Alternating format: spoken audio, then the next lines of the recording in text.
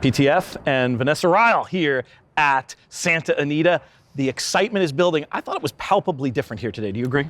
Very different. Yeah, very different. Very revved atmosphere compared to yesterday. It's amazing the difference 24 hours can make. Still basking in terrific weather, blessed with that.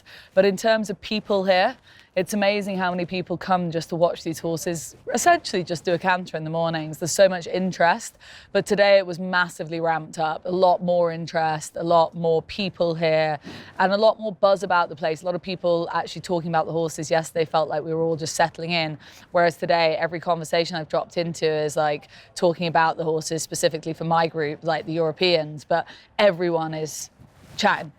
Few follow-ups. We're going to have Michelle on later in the show to tell us what she saw with the Ushba Tesoro schooling. But a story that you have nominated as one for us to watch is in Spiral. Did you have a chance to see her today? Was she adjusting any better? Yeah, it was interesting. I actually watched the Europeans come out of their barn up at the top. She came out with Mostadaf, followed by the likes of King of Steel, etc. They all kind of came out in a bit of a group from up there in the quarantine barns. They walked down here, and by the time I got down here, I saw in Spiral cantering round this top home bend, essentially. Obviously Frankie Dettorion, followed by Mostadaf. Very interesting. Definitely, she was having a good look at the people. She was having a good, like, she wasn't spooking, but she was definitely having a good look. And she definitely didn't handle the bend that well. She sort of came round and there was a bit of shoulder slapping and just trying to get her to straighten up. I think I'd say it's very tricky here because they're going half pace or whatever. They're just having a leg stretch and they're leaving the stables, and she'll be a clever enough filly, you know, and they tend to nap back to the stable anyway. Right. I'm sure it'll be very different come race day, but it was definitely, I was pleased that I saw it because it was just something that from where I was standing was quite noticeable. Are you concerned? Has it risen to the level of a concern? I think it probably has, yeah, I think it probably has. You know, we're talking about, you know, a world championship race, and as a result, you're talking about winning with fine margins. You need everything to be going right. Of course, she's a 5-time Group 1 winner, we know that. We know she's stepping up in trip, we know she'll handle the actual firmness of the surface and all of that. But at the end of the day, it's a tough enough race. There's horses in there with very solid profiles. She's not going to be able to win it if she's not on 100% form and 100% firing on all cylinders. And I think what I saw of her today definitely wouldn't have been a positive track-wise. Any other standouts, positive or negative, today out there? There was some very positive chat about Auguste Rodin for the turf, which, you know, if you're a Mostadaf fan, as I've ended up on the side of, that's a bit of a concern. You know, when that team start talking quite, like, sort of with a bit of confidence, that seems to be the chitter-chatter. Haven't spoken to them in particular, but that seems to be the sort of word of mouth, word on the street thing. Auguste Rodin getting a thumbs up.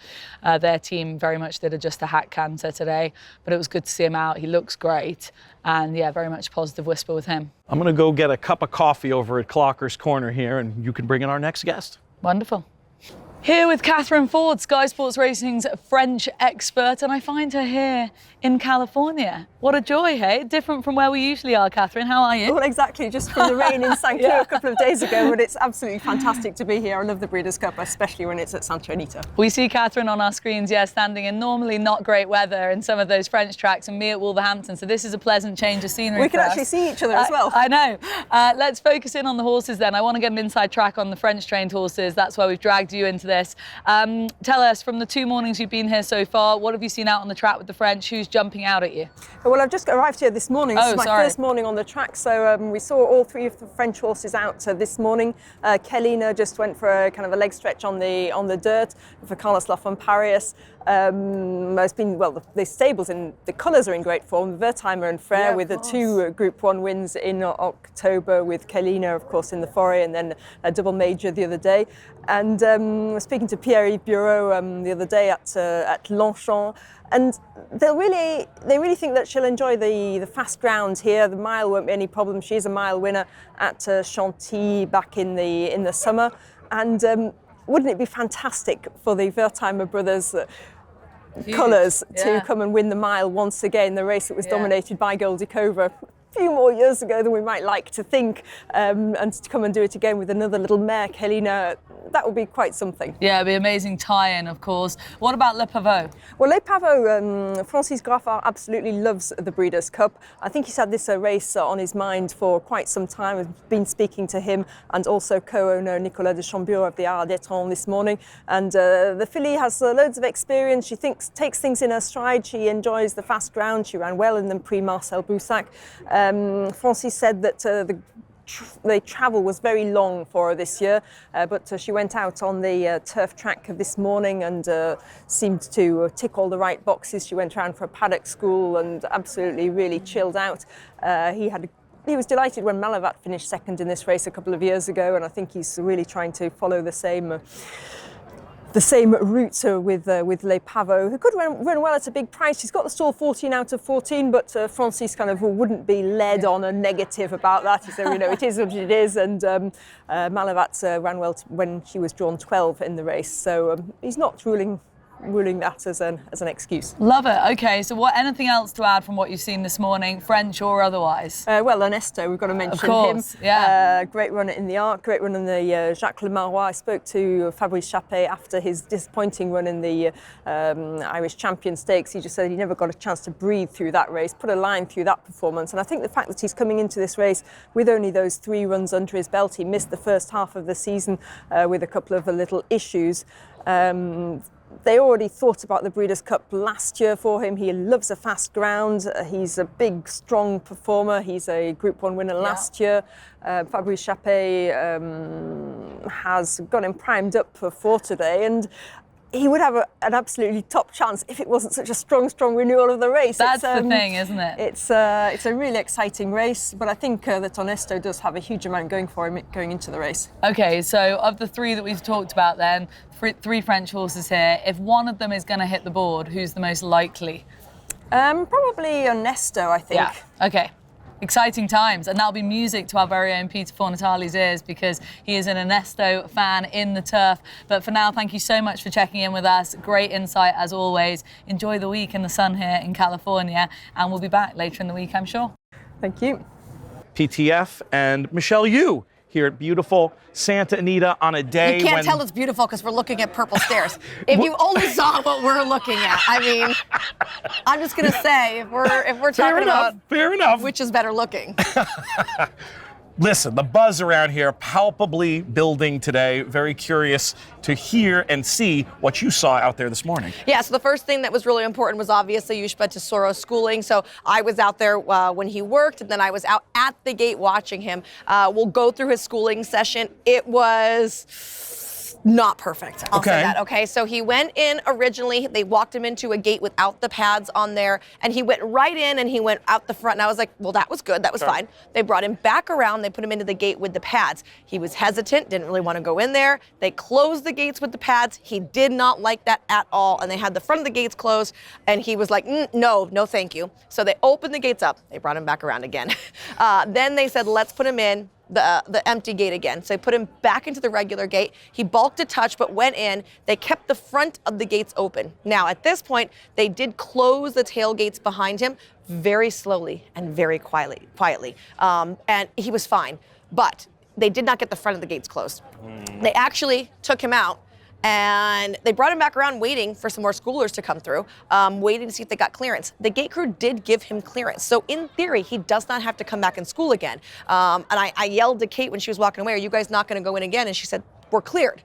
So I will be interested to see the ongoing saga of if he comes back to the gate again to school, because while he was cleared, he was still not perfect, and both the gates at no point were ever shut. Would you be concerned? I mean, if you were somebody considering betting at this point, you're going to want to wait as late as possible to make a decision. You mentioned Kate being Kate Hunter, who does such a great job recruiting and working with these Japanese runners. There's been so much buzz about them this week. I mean, would you say you won't be backing Yushpa Tesoro at this point, or are you going to keep it a very last-minute decision? I mean, look, maybe you have 2 bets and you hold your finger up to cancel wager. We can remember things like Quality Road, right? Quality Road was a gate scratch because he would not go in the starting gate. Life at 10 comes to mind. They have him back there right now schooling, like back in the 7 furlong chute, and that's where the morning gates are set up. The race day chutes are over here. It is so much closer to the people and the fans. And it was concerning to me that they kind of backed up and waited while there were other horses schooling. We saw Clairiere come up and stand in. We saw Valiant Force and Cuban. I can't remember his last name now. Cuban horse come up, and they came in and they stood in the gate beautifully. Clairiere backed out. Those 2 horses actually broke from the gate and had a really nice little blowout. And the whole time Ushba Tesoro was waiting. And I thought, like, if they're worried about it, I'm concerned on a race day because they're not like, oh, no one else can load in the gate, right? I mean, everyone's going to be loading the gate. There's going to be slamming and moving. So for me, yes, it is a concern. I want to see him come back.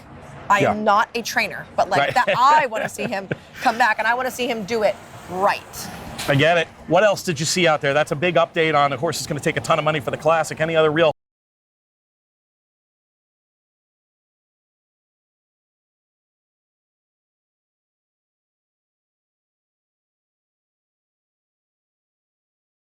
You mentioned, and today he was still on tilt, which Aiden told me was normal, but he was much more composed. I mean, from a day 1 to day 2 scenario for him, yesterday he was inside out. He was dripping in sweat, he was foamy. Today he was high-spirited, and you can tell, feeling good, but he wasn't over the top today. If he continues that progression, or even if we see him at the same today, I think that is a much better animal coming into the big race day. So I would feel much better if he continues in this trend as well. Yep. And once again, we saw Maj out here. She just looked sensational, galloping around. And I have to say, Zandon has been impressing, all right? Good. The rail at Santa Anita Breeders' Cups is over, according to our good friend Ed DeRosa, who did all these statistical, number things.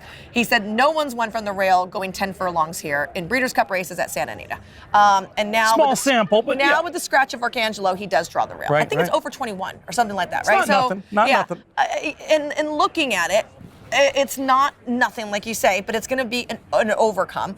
Chad Brown said he's actually not unhappy with it because that horse needs to take back, and it is the shortest way around. He also said 10 furlongs is really stretching Zandon, so he wants to save that ground. Doesn't want to be 6 or 7 wide. So overall, it might be the best spot for him, but he is very reminiscent to me of Vina Rosso. A couple of years back, Vina Rosso was able to win the Classic. He wasn't the most hyped up horse coming in, but every day he came out and he visually impressed. And to me, Zandon is that horse right now that every day you see him, he looks good. Great updates, Michelle. We'll do it one more time tomorrow. One more time.